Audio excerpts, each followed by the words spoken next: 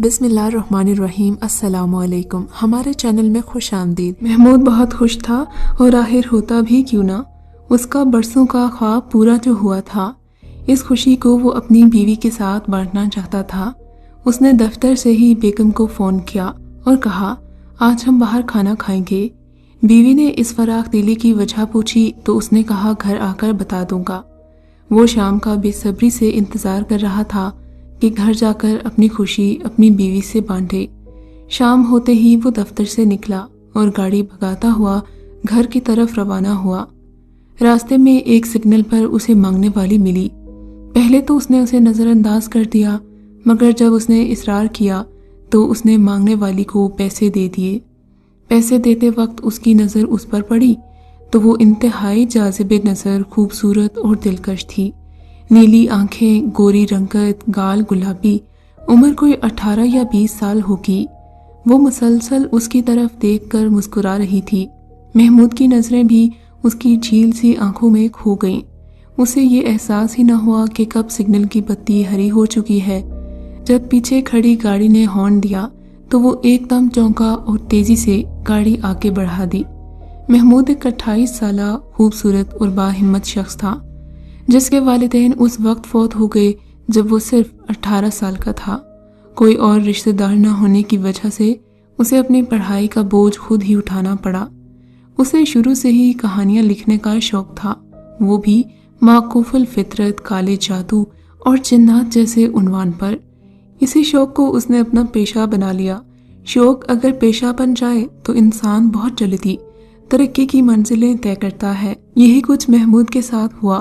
وہ تھوڑے ہی عرصے میں اپنے ادارے کا منچا ہوا کہانی نویس بن چکا تھا۔ اس کی شادی کو بس 1 سال ہی ہوا تھا۔ گھر پہنچتے ہی اس نے سلمیٰ کو اپنے پاس بٹھایا اور کہا پتہ ہے آج میری زندگی کا بہت بڑا دن ہے۔ خوشی اس کے چہرے سے چھلک رہی تھی۔ ارے بتاؤ تو صحیح کیا بات ہے؟ سلمیٰ نے بے صبری سے پوچھا۔ مجھے اپنے ادارے کی طرف سے بین الاقوامی کہانی نویسی کے مقابلے کے لیے منتخب کیا گیا ہے، اور پتہ ہے وہ بھی جنات کے موضوع پر، محمود نے بتایا۔ سچ؟ یہ تو بہت ہی خوشی کی خبر ہے۔ سلمیٰ نے محمود کی خوشی میں خوش ہو کر کہا میں فریش ہو کر آتا ہوں، تب تک تم بھی تیار ہو جاؤ، پھر ہم ڈنر کے لیے چلیں گے۔ محمود اپنے کمرے کی طرف یہ کہہ کر بڑھ گیا۔ ریسٹورنٹ پہنچ کر محمود نے گاڑی پارک کی۔ جیسے ہی وہ ریسٹورنٹ بڑھا اسے وہی مانگنے والی نظر آئی جو شام کو دکھی تھی، جو اسے شام کو دکھی تھی۔ محمود نے اس کی طرف دیکھا تو اس کی نیلی آنکھوں میں کھو گیا۔ سلمیٰ نے اسے اشارہ کیا تو وہ چونکا اور جلدی سے اسے پیسے دے کر ریسٹورنٹ میں داخل ہو گیا۔ محمود کے پاس 4 مہینوں کا وقت تھا جس میں اسے مقابلے کے لیے کہانی تیار کرنا تھی۔ اسے سمجھ میں نہیں آ رہا تھا کہ کیا لکھے۔ پوری رات اس نے اس سوچ میں چائے کا تھرمس خالی کر دیا، مگر وہ کسی نتیجے پر نہیں پہنچا تھا۔ اگلے روز اسے دفتر سے چھٹی تھی۔ وہ صبح سویرے اٹھ گیا۔ دوپہر کے کھانے کے بعد وہ پھر سے اپنی کہانی کے بارے میں سوچنے لگا۔ اچانک اس کے ذہن میں ایک ایسا خیال آیا کہ کیوں نہ اس جگہ کے بارے میں کہانی لکھی جائے جہاں جنات کا بسیرا ہو، تاکہ کہانی کو ایک نیا رنگ دے سکے، جسے جنات کرتے ہیں اور انسانی عمل دخل کا ان کے رہن سہن پر کیا اثر ہوتا ہے وغیرہ۔ اپنے خیال کو عملی جامہ پہنانے کے لیے اس نے اپنے دوست کو فون کیا کہ وہ ایسا مکان یا جگہ ڈھونڈے جہاں جنات کی موجودگی کی تصدیق ہوئی ہو۔ خیر 2 دن کے بعد اس کے دوست نے محمود کو بتایا کہ ایک مکان ہے، مگر وہ شہر سے کافی دور ہے۔ اس میں جنات کی موجودگی کے ثبوت ملے ہیں، مگر اس مکان کے آس پاس کوئی دوسرا مکان نہیں ہے۔ گاؤں ہے مگر وہ بھی فاصلے پر۔ اس مکان کے آس پاس بھی کوئی نہیں بھٹکتا۔ محمود کی آنکھیں چمکنے لگیں۔ اسے اپنی منزل قریب آتی نظر آ رہی تھی۔ اس نے اس جگہ جانے کا ارادہ ظاہر کیا۔ اس کے دوست نے اسے پھر خبردار کیا، مگر محمود بضد رہا۔ محمود نے اپنے ارادے سے سلمیٰ کو آگاہ کیا، مگر سلمیٰ کو یہ بات کچھ عجیب سی لگی۔ کیا جانا ضروری ہے؟ سلمیٰ نے پوچھا۔ ہاں، یہ میرے لیے ایک نیا تجربہ ہوگا۔ تم دیکھنا میری کہانی اس مقابلے میں اول نمبر پر آئے گی، محمود نے جواب دیا۔ سلمیٰ محمود کی ضد کے آگے کچھ نہ کہہ سکی۔ ضروری سامان لیکر وہ اس جگہ کے لیے روانہ ہوا۔ راستہ لمبا تھا، اپنی تنہائی دور کرنے کے لیے اس نے موسیقی کا سہارا لیا۔ اچانک اس کی نظر پچھلے شیشے پر پڑی، اسے اس میں وہی مانگنے والی لڑکی نظر آئی۔ اس نے گاڑی روک کر پیچھے دیکھا مگر وہاں کوئی نہیں تھا۔ اپنا وہم سمجھ کر وہ پھر سے اپنی منزل کی طرف روانہ ہوا۔ رات ہو چکی تھی، سڑک سنسان تھی، راستے میں دونوں طرف پیڑ بہت ہی خوفناک منظر پیش کر رہے تھے۔ اچانک ایک زوردار آواز آئی، جیسے کچھ پھٹا ہو۔ محمود نے گاڑی سائیڈ پر لگائی، گاڑی سے اترا تو پتہ چلا ٹائر پھٹ گیا ہے۔ رات بھی کافی ڈراؤنی تھی اور ایسے میں یہ مصیبت۔ خیر مرتا کیا نہ کرتا کہ مترادف محمود نے اپنی گاڑی کی ڈگی کھولی۔ ابھی وہ ٹائر نکال ہی رہا تھا کہ گاڑی کو ایک جھٹکا لگا۔ وہ آگے کی طرف گیا جہاں ٹائر پھٹا تھا۔ یہ دیکھ کر اس کی آنکھیں بھی پھٹی کی پھٹی رہ گئیں کہ وہ ٹائر مرمت ہو چکا تھا۔ خیر خدائی مدد سمجھ کر وہ واپس اپنے سفر پر روانہ ہو گیا۔ قریب فجر کا وقت تھا جب وہ اس مکان پر پہنچا۔ مکان کو دیکھ کر اسے حیرت ہوئی، اتنی ویران جگہ پر اتنا پکا مکان۔ خیر اس نے مکان کا باہر سے جائزہ لیا تو وہ کسی ڈراؤنی حویلی سے کم نہیں لگ رہا تھا۔ اس حالت میں تو یہاں رہنا ممکن نہیں تھا۔ وہ گاڑی میں بیٹھ کر اپنے دوست کے بتائے ہوئے گاؤں کی طرف چل پڑا۔ سورج نکل چکا تھا جب وہ اس گاؤں پہنچا۔ وہاں وہ بازار گیا اور کچھ مزدوروں سے بات کی کہ اگر وہ اس مکان کی صفائی کر دیں تو وہ معمول سے زیادہ اجرت ادا کرنے کو تیار ہے، مگر کوئی بھی اس کام کے لیے راضی نہ ہوا۔ سبھی نے منع کر دیا۔ آخر کار اس نے بہت زیادہ پیسوں کا لالچ دے کر 2-4 مزدوروں کو راضی کر لیا۔ پیٹ کے ہاتھوں وہ بھی مجبور تھے، لہٰذا اس کے ساتھ آ کے اس نے بس گھر کے کچھ ہی حصے صاف کروائے تھے۔ شام تک وہ کافی تھک گیا، سوچا کہ گاؤں جا کر کچھ چائے ناشتہ کرائے۔ ابھی وہ نکل ہی رہا تھا کہ اسے ایک لڑکی کھڑی ملی۔ محمود کو دیکھتے ہی اس کے پاس آئی۔ وہ صاحب جی، آپ آئے تھے نا گاؤں، تو پتہ چلا آپ یہاں رہنے آئے ہیں۔ اگر کچھ صاف صفائی یا پھر کھانا بنانے کی ضرورت ہو تو میں کر دوں گی۔ میرا نام اکبری ہے۔ محمود نے لڑکی کو غور سے دیکھا، اسے کچھ جانی پہچانی سی لگی۔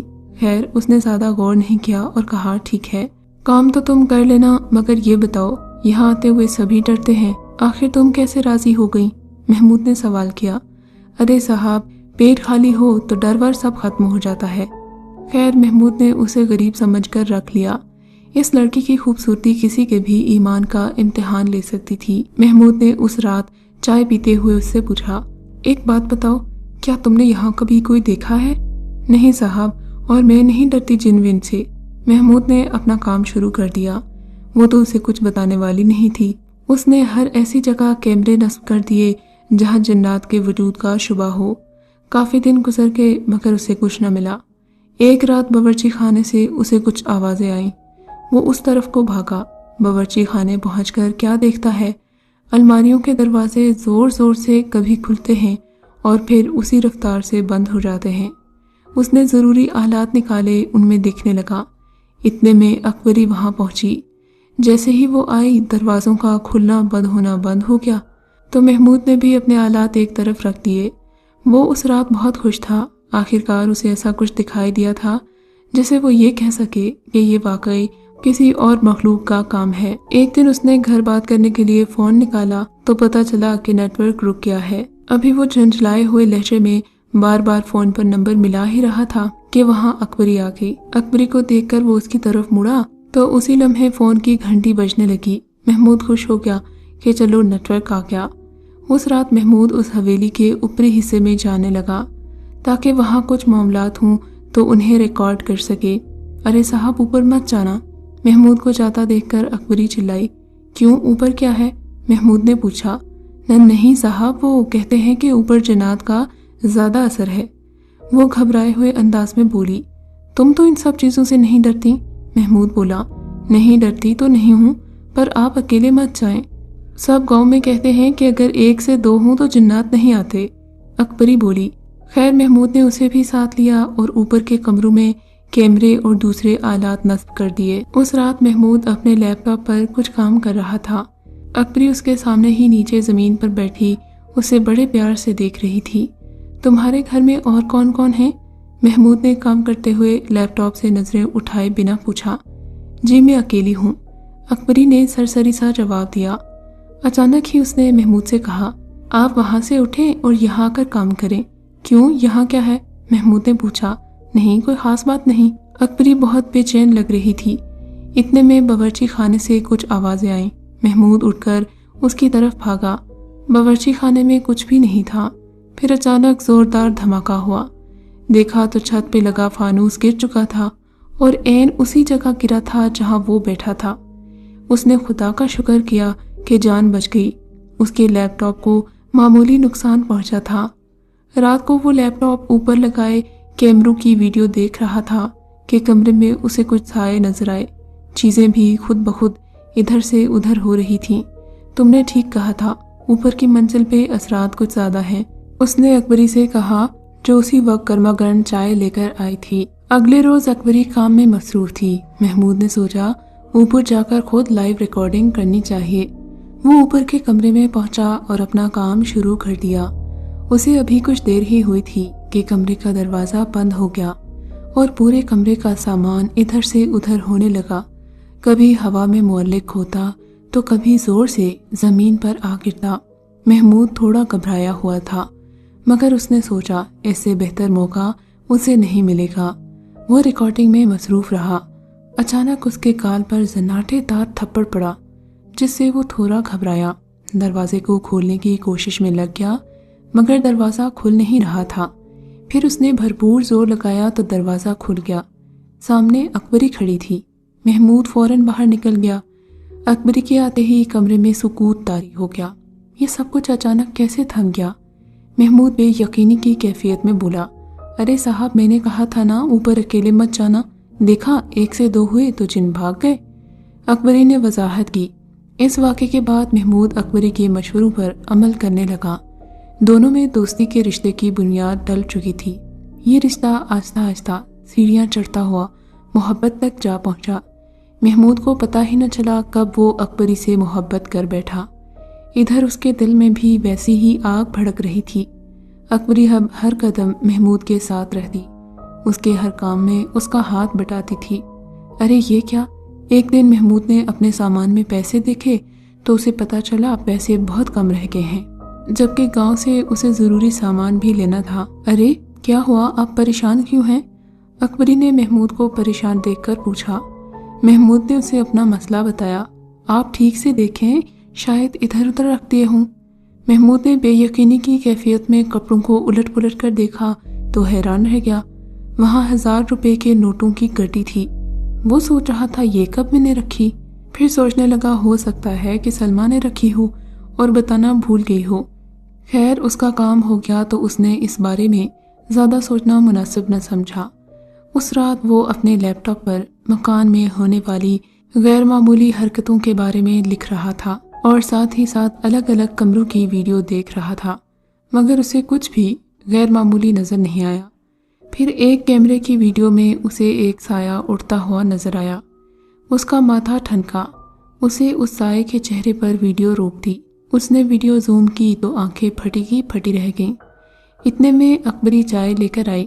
محمود نے اکبری کی طرف دیکھا تو وہ بولی، آپ کا اندازہ صحیح ہے، میں جن زادی ہوں، مگر کسی برے ارادے سے آپ کے ساتھ نہیں ہوں۔ آپ کو وہ بھکارن یاد ہے جو آپ کو بار بار دیکھ رہی تھی؟ وہ میں ہی ہوں۔ جب پہلی بار دیکھا تو محبت کر بیٹھی۔ جب آپ نے یہاں آنے کا سوچا تو میں فکر مند ہو گئی، کیونکہ یہاں معمولی آصف نہیں بستے۔ باورچی خانے میں دروازوں کی حرکتوں کا رک جانا، اوپر والے کمرے میں آپ کو بچانا، آپ کی پیسوں میں مشکل کو بھی میں نے ہی حل کیا، فانوس سے آپ کی جان بھی میں نے ہی بچائی تھی۔ آپ کو اندازہ نہیں کہ اس مکان میں کتنے خطرناک آصف بستے ہیں، اگر ہمت ہے تو دیکھیں۔ محمود نے صرف ہاں میں سر ہلا دیا، جو اب تک آنکھیں پھاڑے اسے دیکھ رہا تھا۔ اکبری نے ایک طرف اشارہ کیا تو انتہائی خوفناک مخلوق نظر آئی، جو کسی چیز سے بندھی ہوئی تھی۔ کمرے میں ہونے والے واقعے کے بعد میں نے ان سب کو ہی باندھا ہے۔ اکبری نے پھر اشارہ کیا اور سب غائب ہو گیا۔ محمود ایک جھٹکے سے صوفے میں دھس گیا۔ اکبری نے کہا، میں آپ سے محبت کرتی ہوں اور کرتی رہوں گی، مگر میں شادی شدہ ہوں۔ محمود نے جواب دیا، میں جانتی ہوں، میری محبت آپ کی ازدواجی زندگی پر اثر انداز نہیں ہوگی، میں تو بس آپ کے ساتھ رہوں گی اور صرف آپ کو ہی نظر آؤں گی۔ وہ رات ان کی اس خوفناک مکان میں آخری رات تھی۔ اگلی صبح وہ دونوں شہر کی طرف روانہ ہو گئے۔ شہر آ کر محمود نے اپنا پروجیکٹ اپنے باس کو بتایا اور پھر ضروری ایڈیٹنگ کرنے کے بعد اسے مقابلے کے لیے بھیج دیا۔ زندگی اپنے معمول کے مطابق چل رہی تھی۔ دن گزرتے گئے۔ ایک دن شام کو محمود گھر آیا۔ اس کے ہاتھ میں مٹھائی کا ڈبہ تھا۔ مٹھائی کا ڈبہ اس نے سلمیٰ کے سامنے رکھ دیا۔ ارے یہ کس خوشی میں؟ بیگم، آج باس نے بتایا ہے کہ میری کہانی بین الاقوامی مقابلے میں اول آئی ہے۔ کیا سچ؟ سلمیٰ نے بھرپور خوشی کا اظہار کیا۔ دونوں نے منہ میٹھا کیا۔ محمود نے دیکھا دور کھڑی اکبری محمود کی کامیابی پر مسکرا رہی تھی۔ اگر آپ کو یہ کہانی اچھی لگی ہے تو اس ویڈیو کو لائک کیجیے اور اس طرح کی مزید ویڈیوز دیکھنے کے لیے ہمارے چینل کو سبسکرائب کیجیے۔